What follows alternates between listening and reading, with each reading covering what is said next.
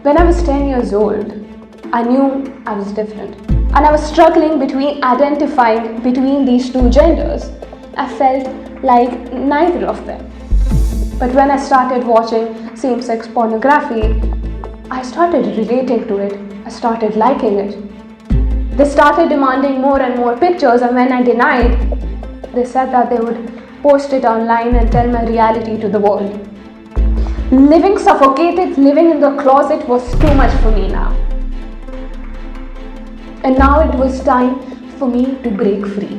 And I finally told her that I was lesbian, and I finally wanted to tell this to somebody.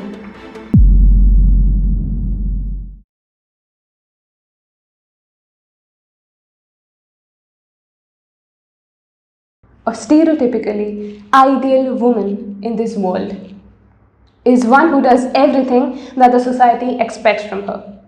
She dresses up properly, behaves appropriately, she isn't too loud, she falls in love with a man, marries him and gets settled. Basically everything that I could not be.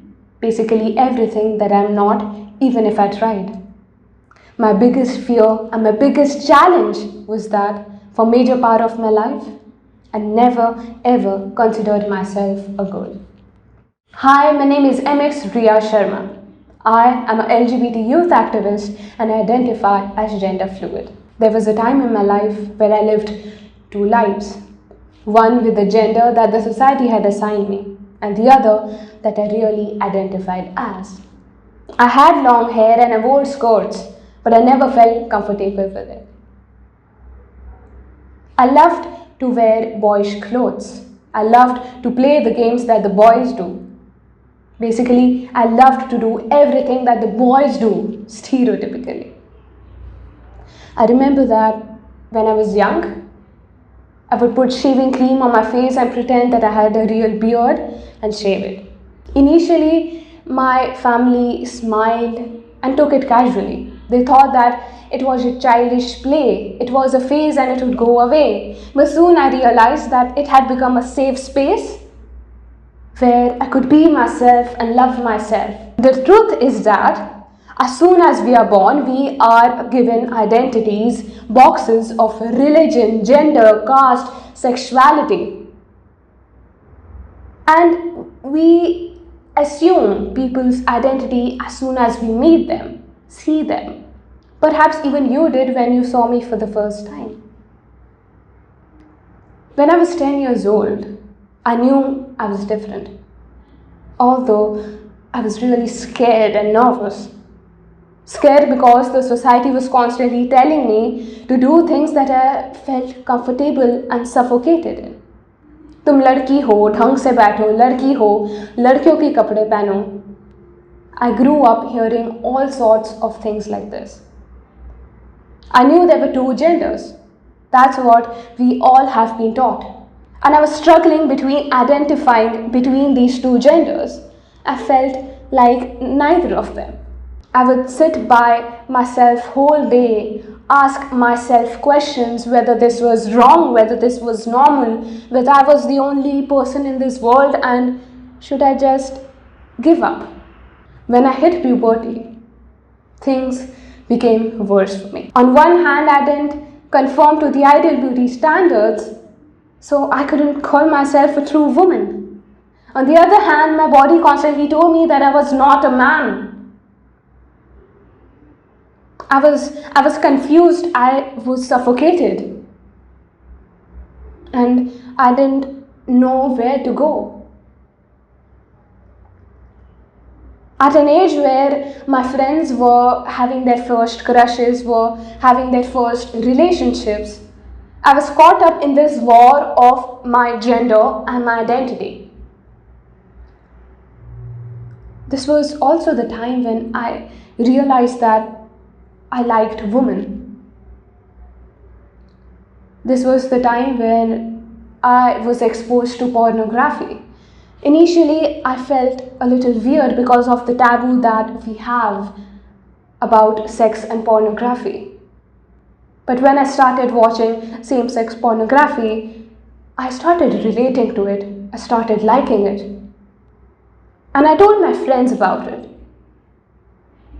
And they told me that it was wrong and it was done by dirty people. And I soon noticed that they were distancing themselves from me. At a point of your life where your friends mean everything to you, I had no one to talk to. Growing up, I didn't have any gay idol to look up to. Nobody to pacify me that what I was feeling was absolutely normal and I wasn't bad, I wasn't dirty. At this point of time, I gave in to the norms because I didn't have any support. I gave in to the norms of getting into heterosexual relationships, and the more time passed by, I felt suffocated. I felt like I was cheating the other person and myself. I was this teenage, desperate girl who wanted to feel loved, who wanted to feel belonged. I really wanted to meet people, talk to people who would really love me for who I was. And I thought that social media would be a great platform. So I started talking to a couple of women on social media, and they kind of understood me. And for the first time, I felt that somebody loved me for who I was. They did not judge me for my preferences, for my identity. I was so happy to have a friend in her, and I formed a special bond with them. I shared my pictures with them. But this moment of happiness, this moment of trust, soon turned into a nightmare. They started demanding more and more pictures, and when I denied, they said that they would post it online and tell my reality to the world. I was scared, I was shattered, I was nervous, I didn't know what to do. At a point of my life where I finally got someone to share my feelings to, I was again and again made to believe that I would never be loved. And knowing nothing what to do, I deleted all my social media accounts. While my social media accounts were removed, the scar that it left on my personality, on my heart, never went away, never faded. I started living alone. I started living by myself and not talk to a lot of people. But as it said, the more you push your emotions into a bottle, the more you store your emotions into a bottle, it comes out with greater energy. Living suffocated, living in the closet was too much for me now. And now it was time for me to break free. And my journey of acceptance started with my haircut.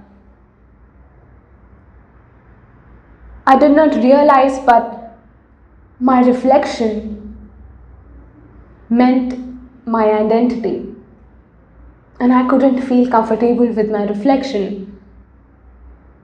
And so I decided to get my hair cut real short. I remember that when I decided to get my hair cut, my mother told me not to get it too short and make it weird so that people would look at me and judge me. But the decision was taken and there was no going back.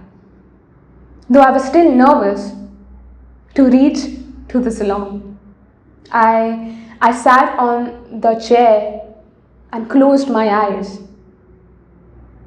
and heard the snips of the scissors. When I finally got my haircut done and I opened my eyes, I saw that there was only 2 or 3 inches remaining in the front. And for the first time, I felt that I'd seen my true self. Though the haircut was just a small step, it meant the world to me. I could see my true self, and I didn't have to pretend to be anybody else. Now there was no going back, but to come out to people about my reality. One day in college, my psychology teacher started talking about homosexuality and the mental health problems that the community faces. And I felt that she was telling me my own journey. I felt that there was finally someone who actually knew what I went through. I felt liberated. And as soon as she ended the lecture, I went up to her and I started crying. Those tears of joy, those tears of liberation.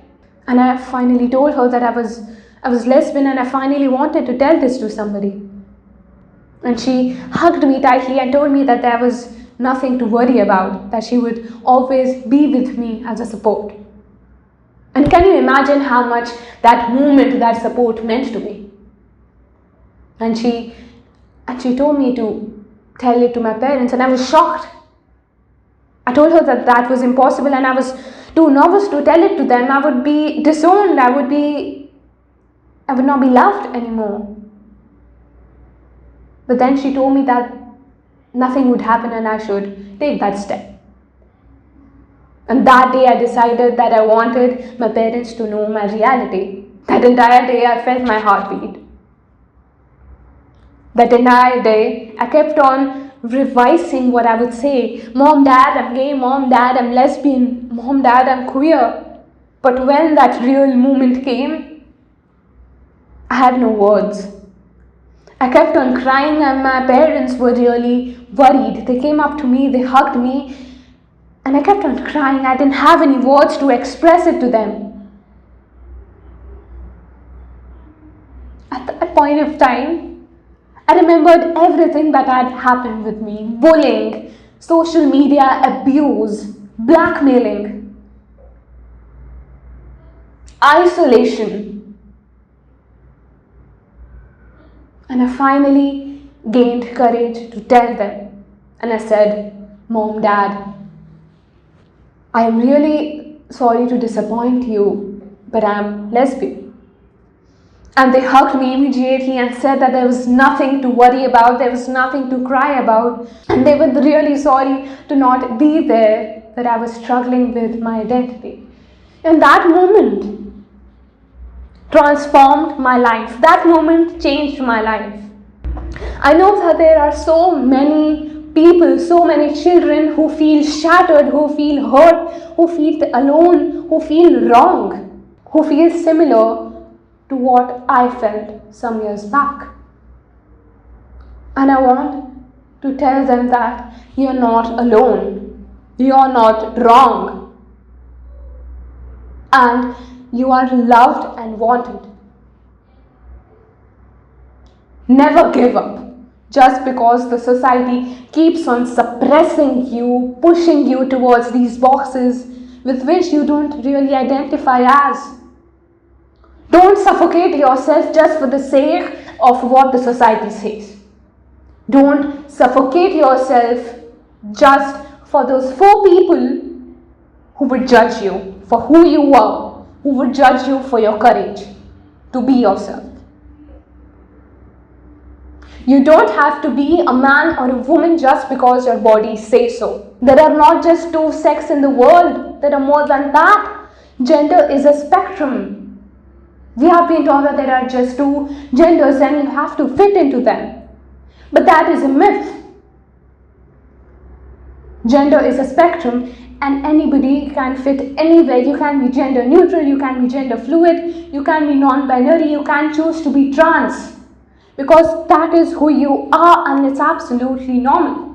When I accepted myself, that was the moment where I won myself. When I accepted myself and decided to not follow the norms, I opened a new world for me. I know that this fight is really hard and difficult. It can be suffocating and it can be painful. But know that you are not alone and you are strong. You can win over this fight. Self-love and respect starts from you. When you start loving yourself, the society will follow. Love yourself, be yourself, and be fearless. Thank you. Tell us what you think about this video and don't forget to like, share and subscribe.